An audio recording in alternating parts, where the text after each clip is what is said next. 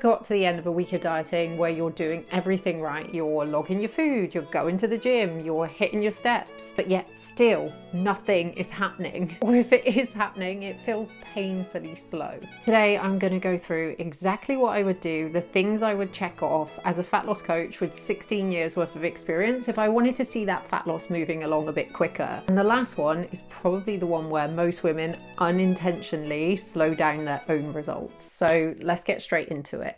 I'm going to assume you know the concept of calories in versus calories out and what creates a calorie deficit. But what you might not realize is that because of the food you're choosing, you might actually be consuming more calories than you think, especially if a lot of the stuff you eat comes out of packets. When it comes to food manufacturing here in the UK, food labels by law can be up to 20% inaccurate. And very often when you're dieting, you start to seek out foods that are branded as lower calorie, high protein. The manufacturers of these products know that, so they're not going to be posting the higher end of that calorie margin. That doesn't mean you need to live in this state where you worry about it not being accurate, but there's a strong possibility if you switch to eating more whole foods, you will start to speed up your fat loss. The other reason that will happen is because by eating less processed food, it is highly likely that your fiber intake is going to increase. And very simply put, we do not absorb calories from fiber in the same way because fiber, we just poop it out. So if we were to take 100 calories of a food that's a bit higher in fiber, like broccoli, and we were to take 100 calories of a food that's a bit more processed, like Haribo, you will absorb more of the calories from the Haribo than you will from the broccoli. All of this stuff boils back to calories in versus calories out. But for the purpose of your calorie counting app, you've logged the same amount of calories. So the first step I would look at if things aren't moving as quickly as you like is how much whole foods are you eating?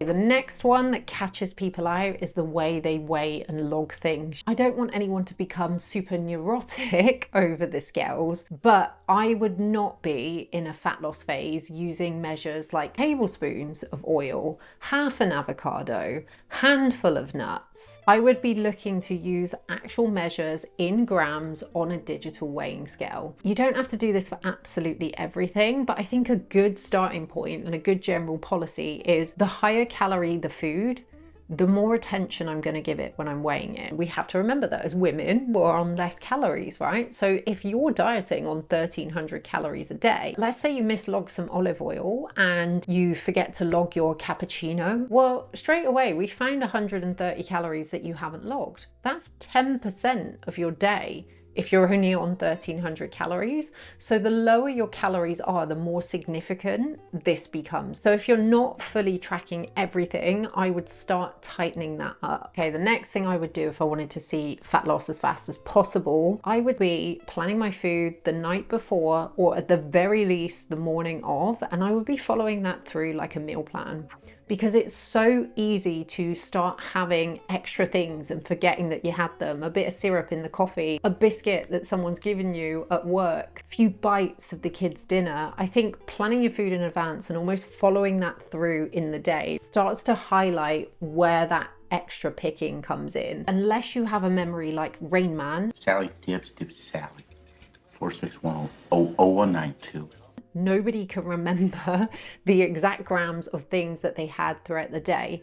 It also stops going to grab something, logging it and realizing it was a lot higher in calories than you thought it was. You don't have to be a hero and chug down a meal that you're really not fancying and then you're likely to overeat. Keep that flexibility for those moments. But I ask my clients every week in their check-ins, what method did you use for tracking? Did you track as you go? Did you recall from memory? And from 16 years of coaching, I can tell you the ones losing weight every single week are the ones that are planning it the night before. The other thing I would look at when you're planning your meals is actually having bigger meals. And this was a mistake that I probably made for years, and it was a habit that stuck around from my bodybuilding days. I got so used to eating these 6 tiny meals per day, or a rhythm where it was like 3 meals and 2 snacks each day. It's kind of like what I call slow bikini wax.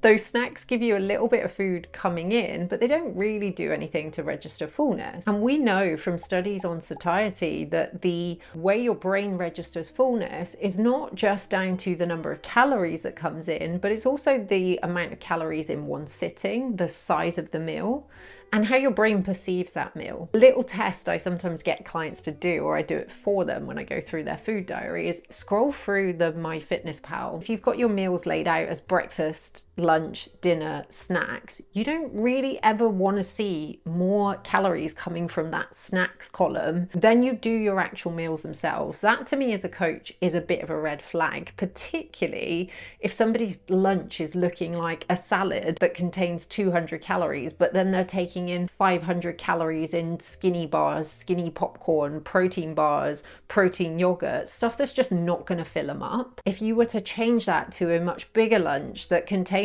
some carbohydrates, that contains some healthy fats, you probably would find you're more energized, you're more up for doing your steps during the day, your training gets better, your sleep gets better, and guess what? That helps the old calorie deficit move along. I am somebody that preaches balance, moderation, flexibility, moving away from tracking for the long term. But if your goal is fat loss, I want you to get that done as quickly as possible. I think getting it done is way better than spending years caught in this loop where it's become part of your identity. You're just this person that's always on a diet. Don't be that person. Knuckle down, get it done. And so as well as planning your food in advance, I think repetition can be so helpful here. That doesn't mean you have to live like a bodybuilder where it looks like my breakfast is a bowl of oats, my snack is 6 almonds. You can incorporate some really delicious meals, but I think by repeating those meals on those days when you're busy, you don't have time to track, you don't have time to log it, you kind of know where you are with things. My first photo shoot prep felt so hard, and I think it was because I was just always trying to have different things. I was spending forever on MyFitnessPal trying to log it all, trying to create the recipes, thinking about food, rather than just accepting the reality of, you know what, when my meals are quite simple and I just repeat them, the whole process of fat loss becomes a lot more straightforward. I am a big fan of eating out at restaurants. Going for brunch, I genuinely class as one of my hobbies. But if your fat loss has stalled and you're out eating every weekend, and even though you're tracking and coming in within your calories, chances are you are tracking your meals out wrong. And I see a lot of people using AI to track. It's useful, it's a ballpark, but very often it's wrong. So I don't want to kill anyone's social life, but I'm also not going to mislead you. For me, if I wanted to lose body fat as quickly as possible, I absolutely would still accept the invites that I was given, the plans I couldn't miss. But actually for plans where I have a bit of a say, I would be looking to fill my weekend with activities that help my diet rather than hinder it. I know it doesn't sound as fun, but remember, the quicker we get this done, the quicker you can get to the other side of it where we can start to incorporate that balance. This isn't a lifestyle. What I'm talking to you about now is a calorie deficit. A calorie deficit is not a lifestyle, and I think so many women have got confused thinking this is the way I'm going to have to live forever. You will have to keep living that way forever if you don't knuckle down and just get your fat loss done. If you've got a fat loss goal that is meaningful and important to you, you need to plan for that. So at the start of your week, you should know, what days am I going to the gym? Roughly what time each day am I going to go for a walk, and what time am I going to eat my meals? When have I done the food shop to buy that food? And actually, what are my social plans looking like this weekend? With my fat loss clients in their one-to-one check-ins, there's a question that I ask them. Is there anything coming up this week that might mean that we have to deviate from the plan a little bit? So I know in advance if they're going out to eat, if they've got relatives coming to stay with them. So we come up with an action plan for that at the check-in. So they go into that armed when they go into that situation. Okay, my final tip. And as I said, this is probably the biggest place where women hold themselves back when it comes to fat loss. And that is reacting far too much to what the scales say. Get up and they get on the scales and they expect a pat on the back for what they've just done. Your scale weight readings day to day don't just show you a measure of how fat you are. They will show you everything: the food in your bowels, any potential water retention, if you've had a bad night's sleep, if you've had a particularly hard training session, where you are in your monthly cycle. If you're in perimenopause, that goes even more all over the place. Like, it's super common actually that you can have a really good week with your diet, but your scale weight can actually go up as a result of that. Things like eating more protein and fiber, which slows slow down the rate of digestion, means there's more food in your bowels, it's going to make you sit a bit heavier. Doing more exercise or training a bit harder because you've got oomph for your fat loss goal, there's going to be more micro tears and trauma to your muscles, and there's going to be more water pulled around those muscles to help them recover. You could have two people that weigh in. One of them has done everything right, they've done all of the good things, and the scale weight's gone up because of that. You could have another person that didn't eat anything apart from wine and Doritos, didn't do any exercise, led on the sofa, but she's lighter because she's dehydrated. Scale weight can be that fickle. Think of it like there's a 2 to 4 week lag time on what you're doing, because getting into a calorie deficit does take time. I would also be weighing yourself more frequently than once a week, because if you've had a bad night's sleep or you haven't had a big poo for a while, that could screw your scale weight data, right? And you start panicking going, oh my God, I've not lost weight this week, I've worked so hard, sod it, I'm going to the chip shop,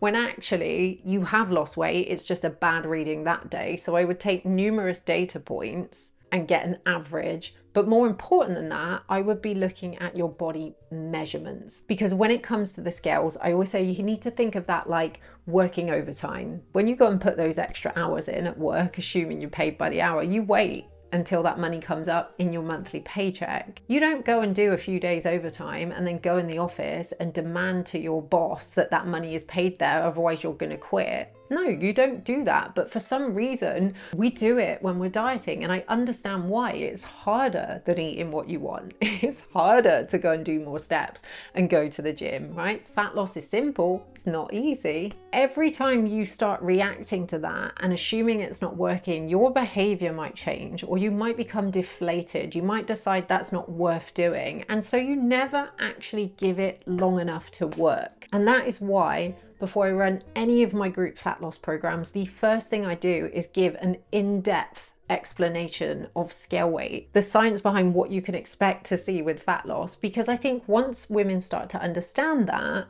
they can be a lot calmer about the process. If you've watched this video and you're thinking, I've implemented all of those tips, could you be having a reaction to the scales? Have you, across the last however many weeks you've been dieting, taken your body measurements, looked at pictures, noticed if your shape is changing? I cannot stress this enough. Scale weight is not, in the short term, the best measure of am I losing body fat. Anyway, hopefully those little tips were useful. If they were, please hit that like button so I know to make more content like this. And if you want to see more videos like this, don't forget to hit that subscribe button, because I bring you fitness and nutrition content every single week.